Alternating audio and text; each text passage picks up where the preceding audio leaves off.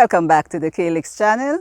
I am Thelma, and today's topic, the Botanical Gardens. Now, I expect that many of you would have had your first exposure to a botanical garden as a youngster in school, because I know where I come from. The annual pilgrimage to a botanical garden was a must. And I was exposed to the Botanical Gardens in St. Vincent and the Grenadines when I was only 11 years old. Now, this is a historic garden. It was established in 1765 and is the oldest such garden in the Western Hemisphere. Well, at 11, maybe that did not impress me as much as the wonderful plants, the flowers, the layout of the garden. And I will confess, that is when I know that my passion for gardening was born, and I have not strayed from that since then. Now, there are other such lovely gardens. The Hope Gardens in Jamaica is one such on a grand scale, over 100 acres, and a colleague of mine just featured it on her gardening channel, the HHG channel, and if you wish, you can take a look at the Hope Gardens as it is now. But at this time, it was convenient for me because I happened to be in Barbados when I took a look at the Andromeda Gardens. Now, that's a garden that I'm very familiar with, and unfortunately, my timing was a little off as the manager, Sharon Cook, who is a colleague of mine, was not there, but the gardener, the head gardener, very graciously agreed to take me on a tour, an impromptu tour, and I would like to take you along, as I say, so let's get going.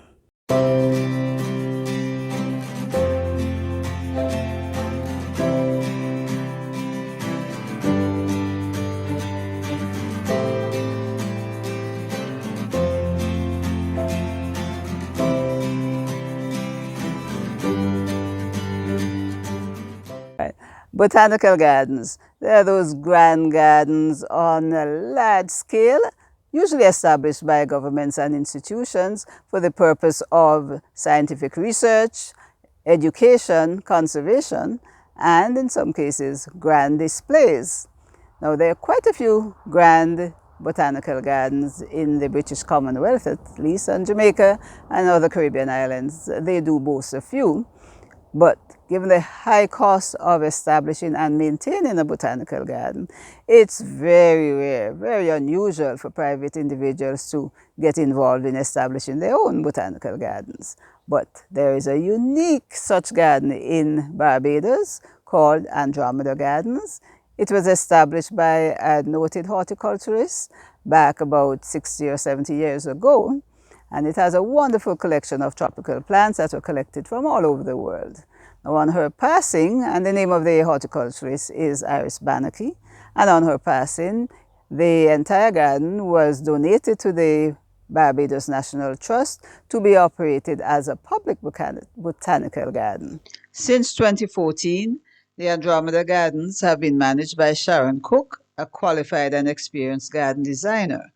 The day-to-day care of the garden is the responsibility of Troy, who has agreed to accompany me on the tour. My name is Troy. I'm the head gardener here at Andromeda Gardens, and I'll be your tour guide for today.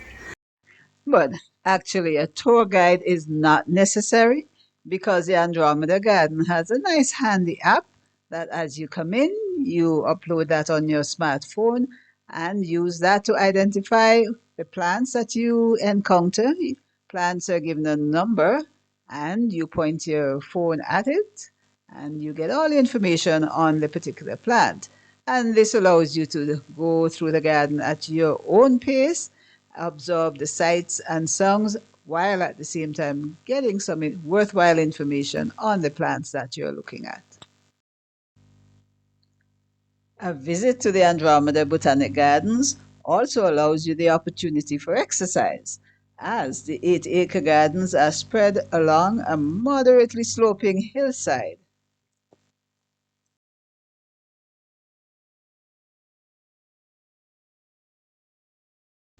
Most visitors begin their walk at this side of the garden, and Troy is showing us a selection of really large trees, and we're looking at a breadfruit tree here. And by the way, all the trees are labeled.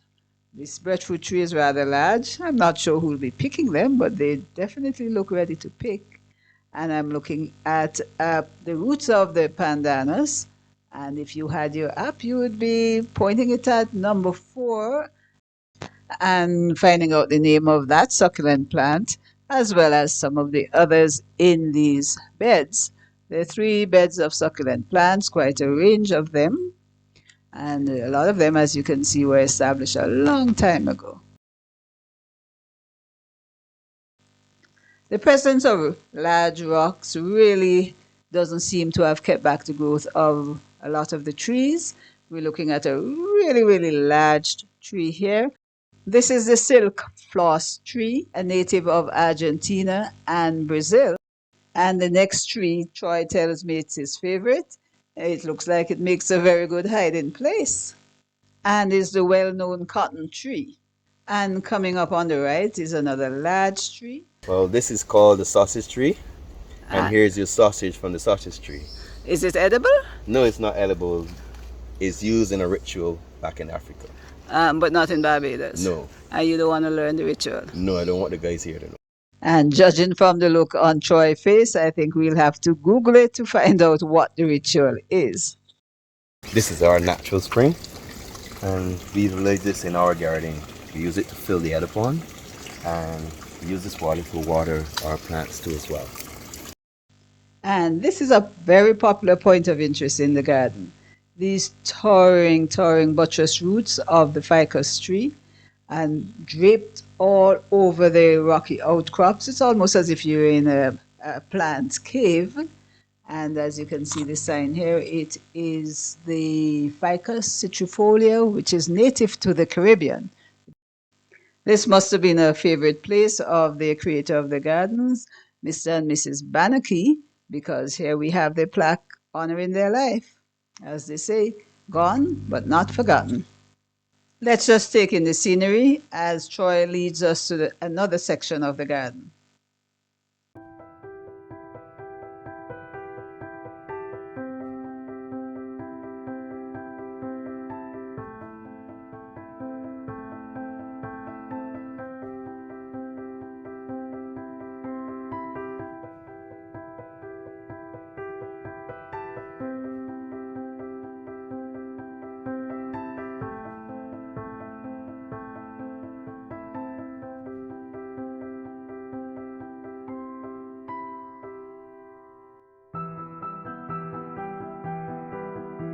This section of the garden is our flower garden, where everything blooms.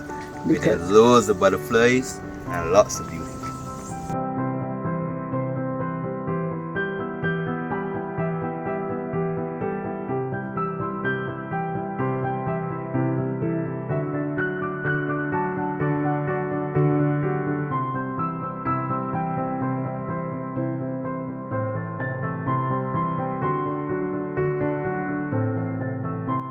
This is our fruit garden, where the monkeys are endless. Then you got some curry, natural curry. You can cook and use this in your saucepan, in your soup, in your rice, whatever you choose to, in your meats. It's a natural curry. And then there's the last remaining jackfruit. Last remaining jackfruit on the tree. Then we got some mangosteens. It's still young right now, but just know the monkeys gonna be terrorizing up here, and then get right. Here's our palm garden. And we have loads of palms from all over the Caribbean, all over. Apparently, palms were a special hobby of Mrs. Botanical. She seemed to have been very busy exchanging palm seeds with persons from all over the world. There's quite a large range of palm species represented in this garden. Some of them are quite prolific, producing a large number of seeds that over a period of time they keep growing, and if there are too many of them, they become weeds. That's not really a big problem with good management. But looking on the positive side, that's a small price to pay for this very large collection of different types of palms.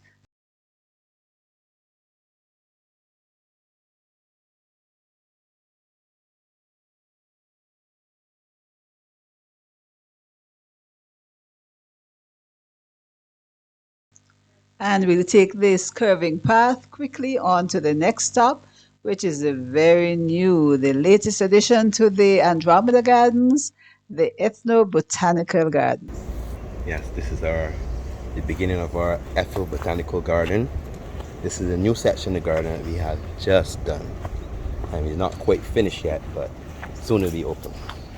This area focuses on biodiversity, on the plants that are native to the region, that are valuable for their cultural, their nutritional, and or their biomedical uses.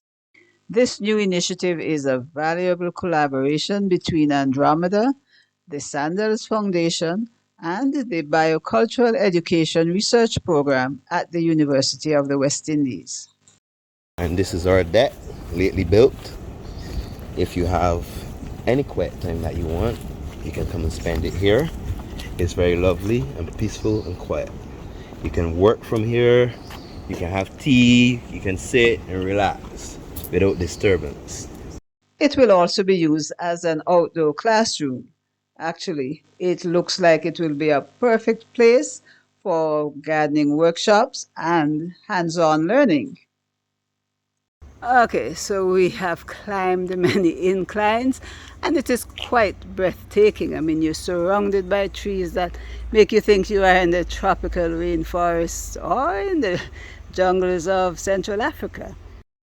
I'm really pleased to see how Sharon Cook and her staff have been looking after this wonderful historic garden over the last 8 years or so. Troy is relatively new here, but it's obvious that he too is committed to the continued development of Andromeda Gardens. Troy, thanks for having us, and you did an excellent job. Thank you for being here in this garden, and I really appreciate showing you around. And I'm really, really happy to see the improvements over the last few years since I've been here. Everything is nice and lush, and no doubt, with under your care, it's going to be even nicer the next time I come.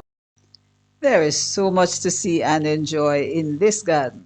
You can easily take the entire day just soaking it all in, and at the end of the day, you will come back invigorated, refreshed, and feeling like you want to return.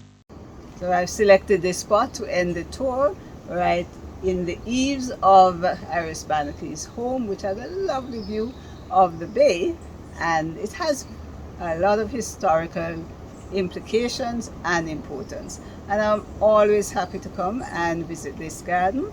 And again, I say I am grateful to that this aspect is a legacy, a Barbadian legacy that is here for all to enjoy.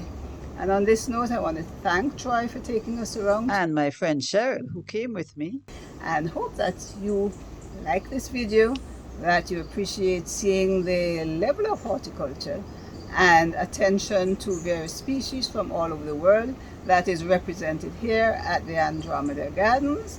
But so that you don't miss out on everything that is left, I'm just going to give you a quick compilation to the tune of music that you can use to pretend that you too are walking in the garden.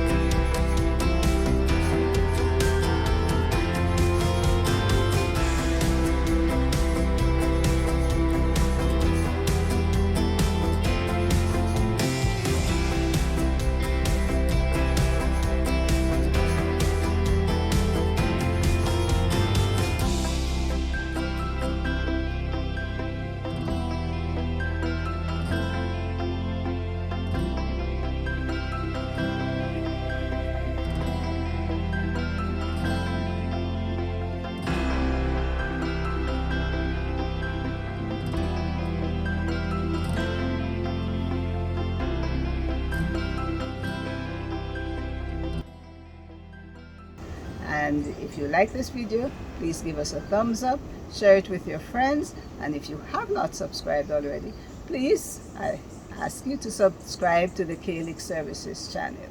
So until the next video, I am Thelma in the Andromeda Botanical Gardens on the east coast of Barbados, saying thanks for watching and bye bye.